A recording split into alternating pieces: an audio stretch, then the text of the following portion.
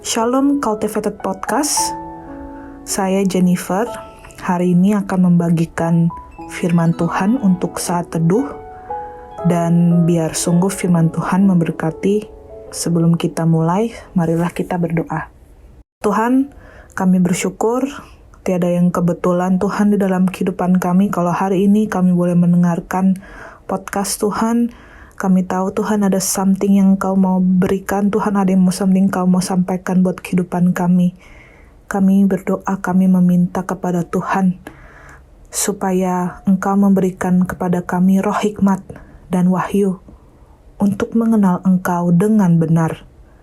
Dan biar Engkau yang menjadikan mata hati kami terang, supaya kami mengerti pengharapan apakah yang terkandung dalam panggilan-Mu. Biar sungguh Tuhan, kami percaya You are in the midst of us. Bless our ears.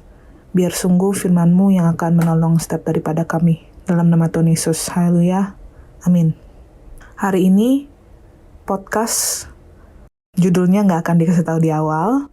Tapi biar sungguh melalui banyak hal ini yang akan disampaikan setelahnya, kita bisa draw one conclusion and we can put a title to our sharing today. Let's start our sharing dari mungkin cerita-cerita pengalaman dari pas kita kecil. Kalian pernah dengar nggak sih kalau misalnya pas kita kecil, kalau misalnya ulangan dapat bagus atau even dapat jelek. Jadi kalau dapat bagus dipuji, kalau misalnya dapat jelek dimarahin.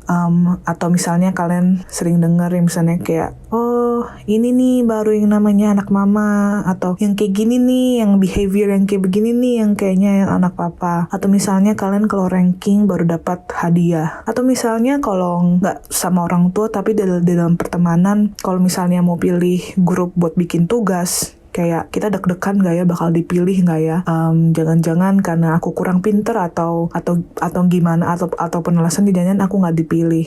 Atau misalnya grup main, kalau misalnya cewek mungkin main karet, atau misalnya main olahraga kayak basket atau sepak bola, futsal, kayak jangan sampai aku dipilih yang paling terakhir karena aku tuh gak punya skill.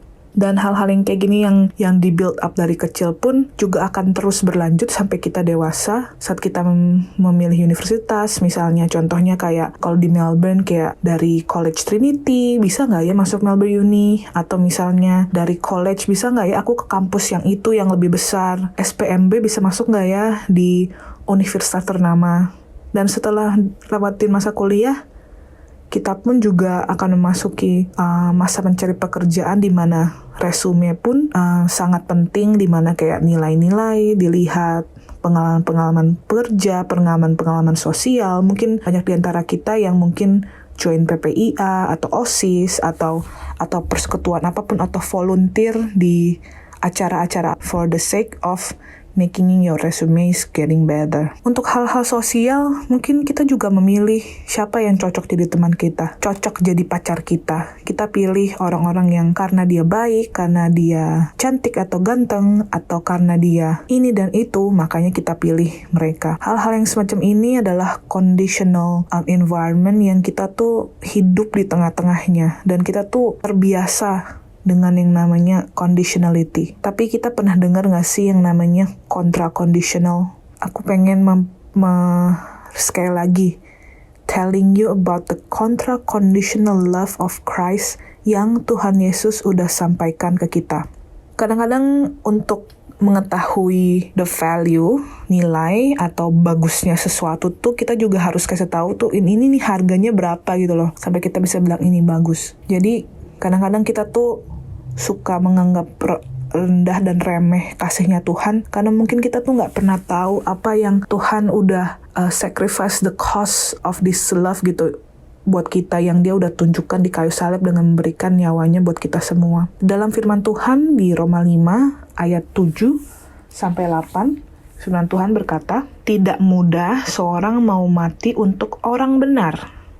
Tetapi mungkin untuk orang yang baik, ada orang yang berani mati. Akan tetapi, Allah menunjukkan kasih-Nya kepada kita oleh karena Kristus telah mati untuk kita ketika kita masih berdosa." Coba kalian bayangin musuh kita yang pernah jahatin kita.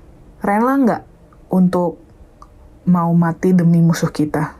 Atau misalnya kalian kalau jalan di Swanston ngeliatin homeless, maybe there's some a disgust feeling in you gitu. Rela nggak untuk memberikan $1,000 uang kamu untuk mereka? Kayak kita ada perasaan nggak mau dan mereka nggak layak untuk dapetin karena that's what in your mind. Tapi kita pernah nggak sih kayak reflect kalau sebetulnya buat Tuhan itu tuh untuk nunjukin kasihnya, dia itu tuh memberikan nyawanya untuk kita, orang-orang berdosa, orang-orang jelek, orang-orang yang gak layak, yang bobrok, yang jahat, yang gak layak untuk terima kasih Tuhan, yet He died for us. It sounds too good to be true. Tapi yang aku pengen kasih tahu, it is the truth that God give us His life for us. Di dalam Efesus 3 ayat 17-20, ini yang menjadi bagian dari doa aku juga buat setiap orang yang mendengarkan podcast dan for everybody. Aku berdoa supaya kamu bersama-sama dengan segala orang kudus dapat memahami betapa lebarnya dan panjangnya dan tingginya dan dalamnya kasih Kristus, dan dapat mengenal kasih itu sekalipun ia melampaui segala pengetahuan. Aku berdoa supaya kamu dipenuhi di dalam seluruh kepenuhan Allah. Di dalam firman Tuhan, mereka memakai kata comprehend, memahami, comprehend. Di dalam Bible commentary, comprehend di sini, itu tuh artinya to receive experientially, not simply to understand intellectually. Yet it true, supaya kita semua mengenal kasih Allah, itu tuh gak cuman, oh yes, oh ya Tuhan mati buat orang-orang berdosa, oh ya oke.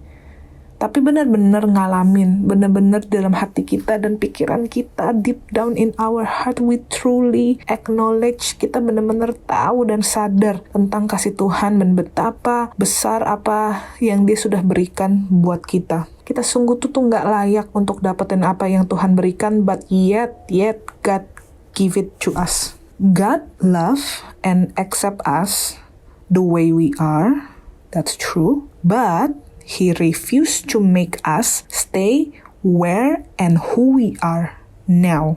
Yes, kalau Tuhan terima kita apa adanya itu benar, tapi Dia nggak pengen kita stay. Kita nggak pengen Dia nggak pengen kita tuh terus-terusan begini terus dengan keadaan kita yang bobrok, dengan keadaan kita yang masih di dalam dosa. Dia mau membuat kita tuh lebih indah, lebih cantik dan lebih mulia untuk dipersiapkan untuk kedatangan Dia yang kedua kali. The title for this devotional, it's all about the contra-condition love of Christ. Dan biar sungguh dengan mengenal kasihnya Kristus itu berikan kita kekuatan dan confident untuk kita tuh bisa transform supaya kita semakin serupa dengan Kristus.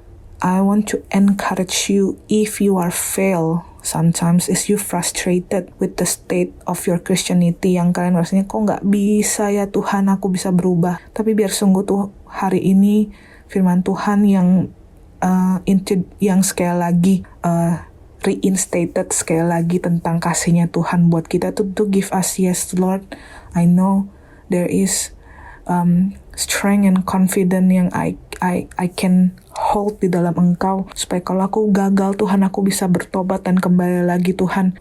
Aku mau berusaha, aku mau mengejar Engkau sungguh-sungguh di dalam Engkau sendiri.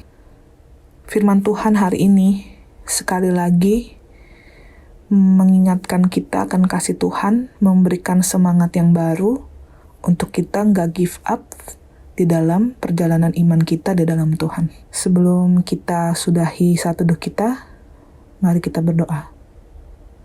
Tuhan, terima kasih atas kasih-Mu. Sebelum kami mengenal Engkau, Kau sudah mengasihi kami dan kami bersyukur. Mungkin kami gak akan pernah bisa Tuhan comprehend the love of You, but we pray Tuhan that we can grasp, oh God, more and little bit more Tuhan about Engkau, supaya sungguh Tuhan kami tahu Tuhan apa yang kami kerjakan dalam Engkau itu tuh gak sia-sia, itu gak sebanding Tuhan dengan apa yang Engkau udah sediakan Tuhan, yang Engkau mau berikan Tuhan buat setiap dari kita. Dan biar sungguh Tuhan kami berdoa buat waktu-waktu ke depan ini perjalanan iman kami cuma minta Engkau Tuhan yang terus menuntun. Kami tahu at the end of the journey Tuhan, kami tahu it's you Tuhan who sustain us Tuhan till the end. Terima kasih ya Tuhan, terima kasih. Hanya di dalam nama Tuhan Yesus Kristus kami berdoa ucap syukur, haleluya, amin. God bless all.